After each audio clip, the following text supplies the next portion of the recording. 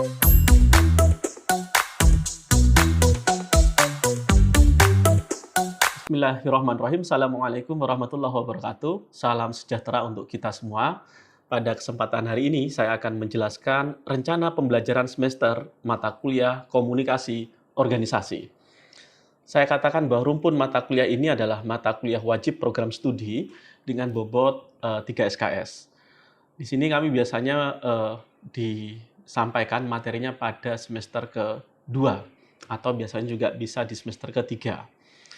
Baik, pengembang RPS di sini adalah Dr. Eko Pamuji dan Awang Darmawan, sedangkan koordinator rumpun mata kuliah saya sendiri, yaitu Awang Darmawan. Model pembelajaran pada mata kuliah ini adalah case study, dan ada 4 CPL dalam mata kuliah ini. CPL Prodi yang dibebankan pada mata kuliah ini ada CPL 2, yaitu menunjukkan karakter tangguh, kolaboratif, adaptif, inovatif, inklusif, belajar sepanjang hayat, dan berkewirausahaan. CPL nomor 3, mengembangkan pemikiran logis, kritis, sistematis, kreatif dalam melakukan pekerjaan yang spesifik di bidang keahliannya serta sesuai dengan standar kompetensi. Standar kompetensi kerja bidang yang bersangkutan. Dan yang CPL keempat, mengembangkan diri secara berkelanjutan dan berkolaborasi. Sedangkan untuk CPMK-nya, nah ini CPMK-nya kami ada 5, yaitu menganalisis struktur fungsi komunikasi dalam organisasi, mengidentifikasi dan kelemahannya, mengevaluasi efektivitas berbagai model komunikasi, menciptakan nanti strategi komunikasi inovatif yang mendukung tujuan organisasi, dan meningkatkan keterlibatan internal eksternal. Menganalisis tentang pendekatan komunikasi organisasi, dan di sini juga strategi komunikasi inovatif dan menganalisis peran teknologi informasi dalam komunikasi organisasi. Baik, Bapak Ibu sekalian, saya akan melanjutkan pada kemampuan pertama, yaitu sub CPMK dari mahasiswa. Mahasiswa diharapkan mampu mengidentifikasi pola-pola komunikasi efektif dalam organisasi melalui struktur dan fungsi komunikasi. Di sini akhirnya akan belajar pengenalan dulu konsep, dan lalu dalam konsep perkuliahan offline atau luring 3x50 pembelajaran berbasis problem. Nah, tentu nanti bentuk penilaian ada penilaian pemahaman, kognisi, dan juga diperlukan analisis kasus. Jadi, mahasiswa harus mengetahui bahwa dalam pendekatan komunikasi organisasi tidak semuanya linear atau positivistik. Ada fase komunikasi organisasi bisa menggunakan paradigma konstruktivism seperti tadi human relation, human resource, classical approach. Ada teori-teori atau pendekatan-pendekatan dalam komunikasi organisasi yang mendorong mahasiswa untuk memahami pendekatan kritis, dan itu ada di sub CPMK ke-13. Terakhir, mohon maaf, di sub CPMK ke-14, mahasiswa baru memahami kasus-kasus pendekatan komunikasi organisasi dengan pendekatan kritis. Misalnya, mereka akan mencari kasus-kasus bagaimana feminisme, buruh perempuan dalam pabrik rokok, tekanan-tekanan psikis, tekanan psikologis, tekanan-tekanan budaya, yang itu bisa dikaji dalam analisis pendekatan kritis. Di pertemuan ke-15 sub CPMK kita membahas tentang konsep dan tahapan dalam sosialisasi dalam komunikasi organisasi. Dan di pertemuan ke-16 kita akan melaksanakan ujian tulis atau ujian akhir semester berbasis tulis untuk mahasiswa dengan mencakup semua materi dari materi minggu ke-1 sampai minggu ke-15. Demikian yang bisa kami sampaikan, semoga bermanfaat. Terima kasih. Bila taufiq wal hidayah. Assalamualaikum warahmatullahi wabarakatuh.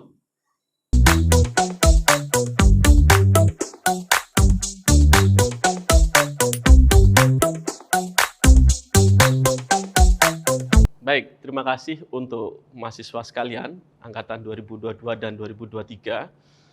sudah hadir dalam kelas kita, mata kuliah komunikasi organisasi. Dan seperti yang sudah disampaikan pada pertemuan sebelumnya, presentasi dari kelompoknya Ani dan Satrio sebelumnya, saya akan melakukan evaluasi review terhadap materi yang memang kalian sudah dapatkan tentang human resource approach atau pendekatan sumber daya manusia dalam komunikasi organisasi. Ini begitu sangat kajian yang menarik, apa yang dijelaskan oleh Catherine Miller berbeda dengan pendekatan sebelumnya yang sangat klasik, artinya proses penyampaian pesannya sangat formal, harus hierarki atasan ke bawahan, dan menekankan organisasi itu terbentuk dari proses yang sangat struktural. Dari atasan ke bawahan itu harus benar-benar harus patuh, harus formal, dan baik itu dalam proses komunikasi, interaksi, bahkan budaya organisasi semuanya. Nah, di kajiannya Catherine Miller khusus tentang human resource approach ini sangat berbanding terbalik. Karena ada konteks komunikasi organisasi ketika ingin membangun suatu kekuatan SDM. Kalian semua di sini kan ya aktivis ya. Jadi kalian memang harus memahami konteks komunikasi organisasi di sini bahwa memberikan peluang kepada anggota ataupun kepengurusan dalam mengaktualisasikan diri, nah gitu. Jadi gaya komunikasinya, pendekatan humanismenya itu terbentuk, emosionalnya terbentuk, ide-idenya terbangun, sehingga tadi akan berbeda dengan classical approach yang sangat kaku. Di human resource ini kalian akan mengenal pendekatan yang sangat humanis. Oke, itu yang menjadi karakteristik yang paling kuat tentang human resource ya.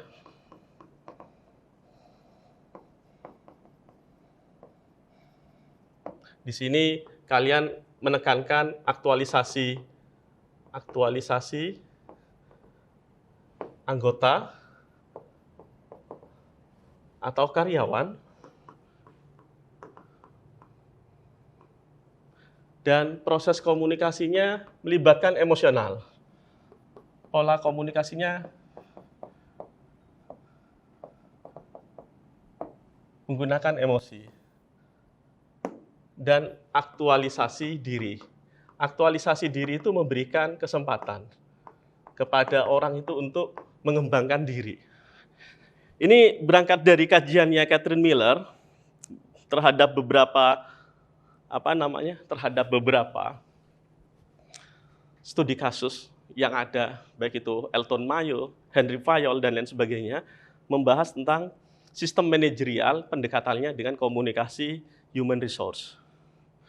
Nah, misalnya konsep manajerialnya Black and Mountain, ini melihat bagaimana ada kepedulian terhadap sisi manusia untuk mengembangkan suatu interaksi terhadap karyawannya.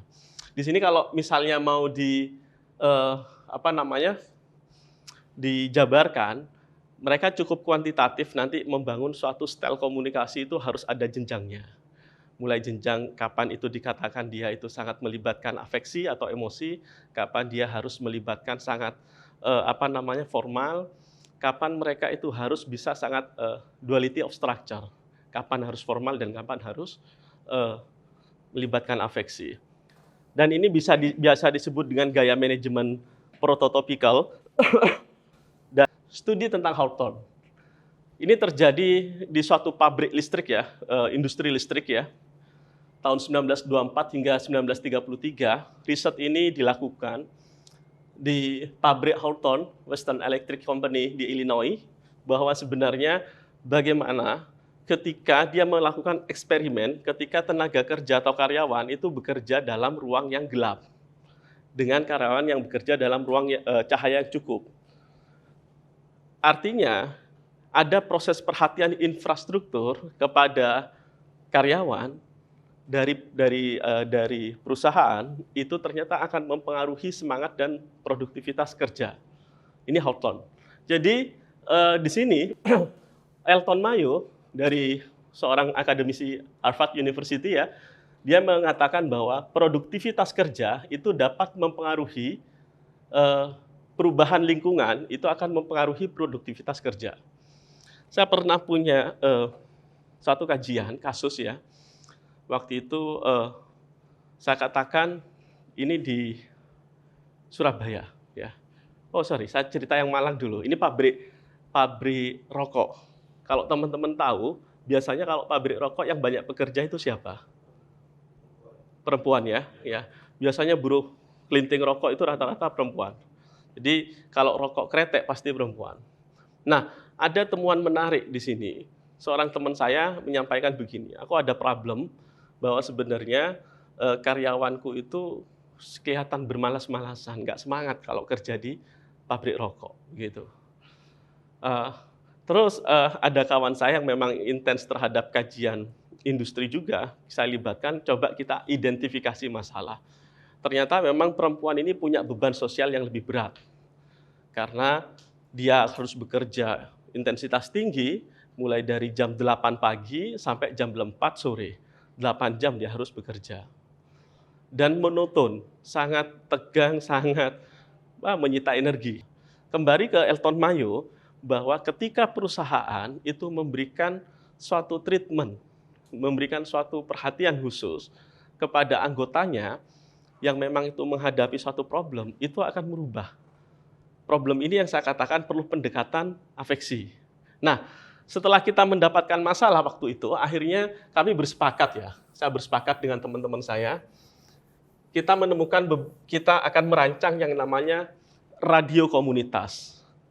Nah, radio komunitas khusus perempuan.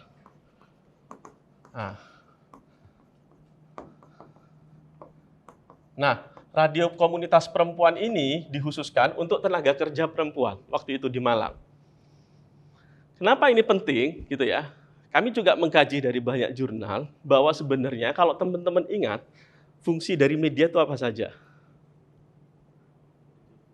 To educate, ya to entertain, to inform, ya to control, memberikan kontrol sosial. Nah, radio komunitas ini akan memberikan spektrum itu kepada para tenaga kerja atau buruh perempuan yang ada di pabrik rokok. Jadi ini terjadi juga di Kuba.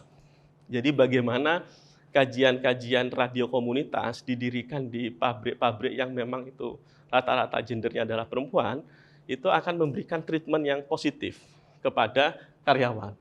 Waktu itu, ya, kami melibatkan partisipatif. Karena ini kalau radio komunitas partisipatif. Partisipatif ya berarti melibatkan kemauannya publik, melibatkan kemauannya karyawan atau staf. Apa yang terjadi? Kita undang rapat waktu itu. Kita akan buatkan radio komunitas khusus perempuan. Pertanyaannya begini, mau dibuat konten apa saja radio komunitas ini? Karena nanti yang harus mengisi itu adalah mereka. Seperti itu. Oke, akhirnya radio komunitas itu realisasi. Mulai dari izin kami yang bantu urus, lalu yang kedua, mereka mengisi konsep acaranya, mulai dari hostnya mereka, dan konsep acaranya menarik.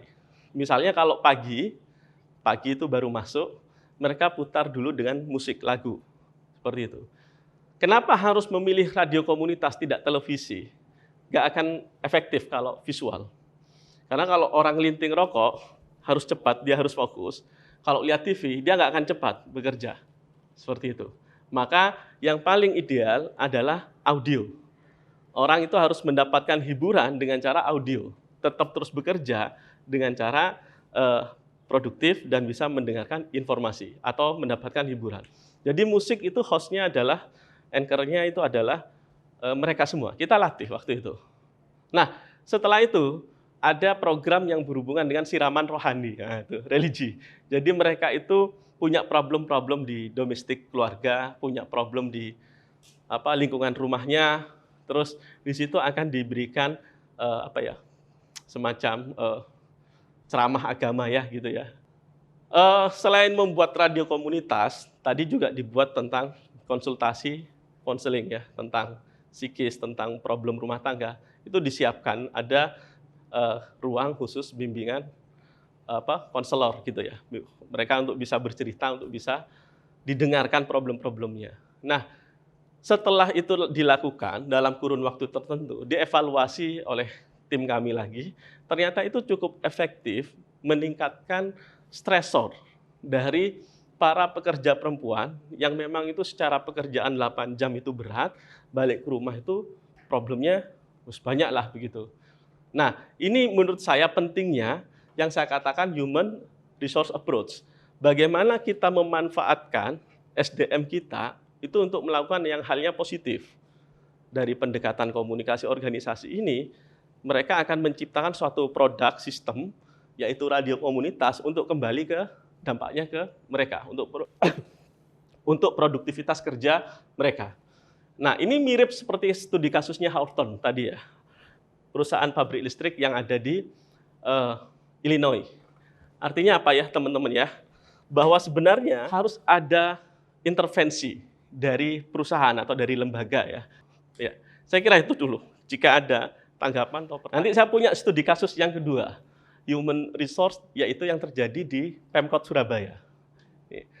Bagaimana kalau teman-teman tahu tentang comment center 112. Nah, itu. Oke, silakan dulu. Kayak dengan human resource approach ya Pak. Saya melihat kasusnya Steve Jobs, CEO Apple.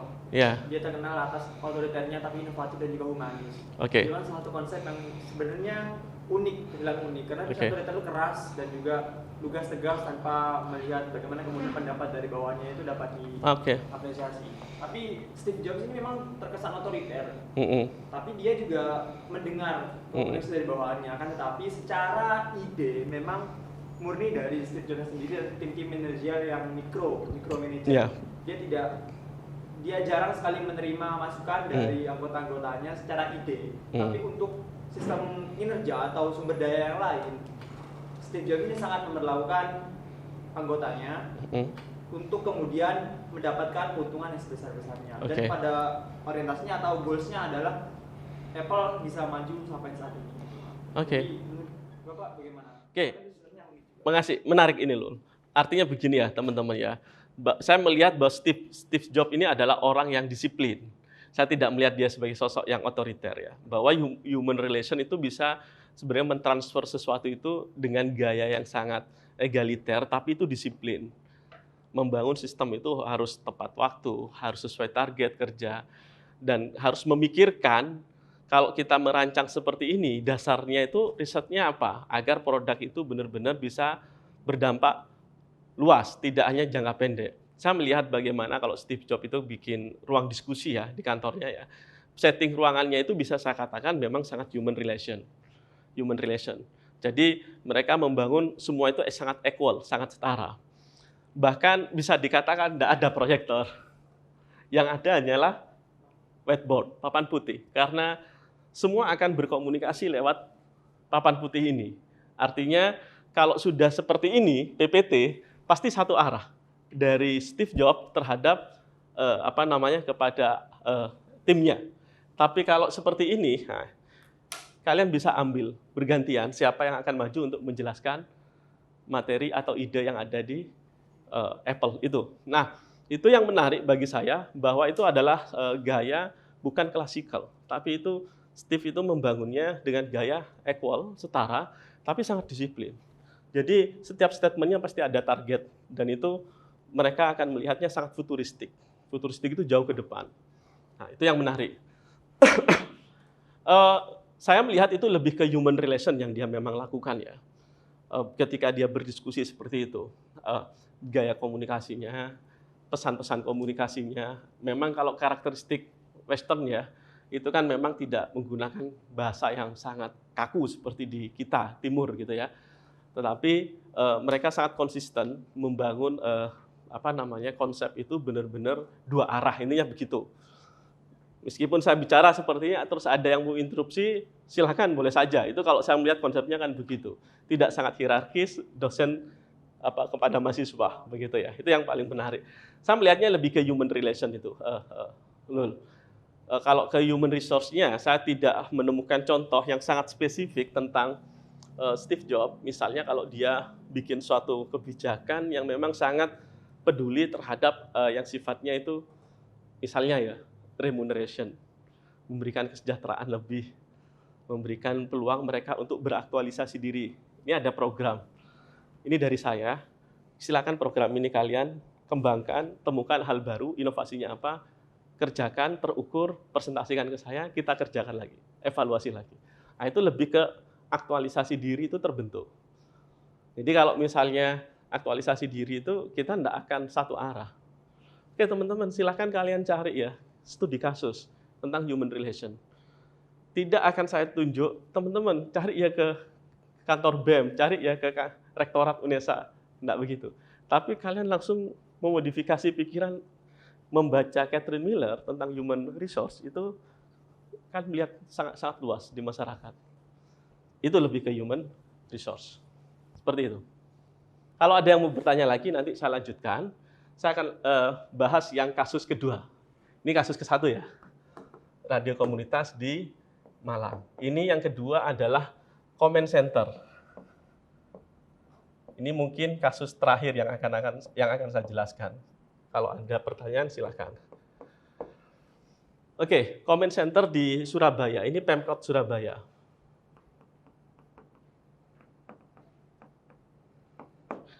Trennya, pemerintahan itu ingin mendirikan e-government sebesar-besarnya. Pelayanan berbasis digital lah sebesar-besarnya. Jadi teknologi itu menjadi satu hal yang sangat penting sekali saat ini. Kalau teman-teman jalan ada CCTV, Surabaya itu misalnya ada anak baru lahiran brojol, lapor aja ke kliniknya atau rumah sakitnya, itu nanti 2 minggu lagi akte kelahirannya udah diantar ke rumahnya. Gitu. Semuanya berbasis digital, simple lah begitu. Oke.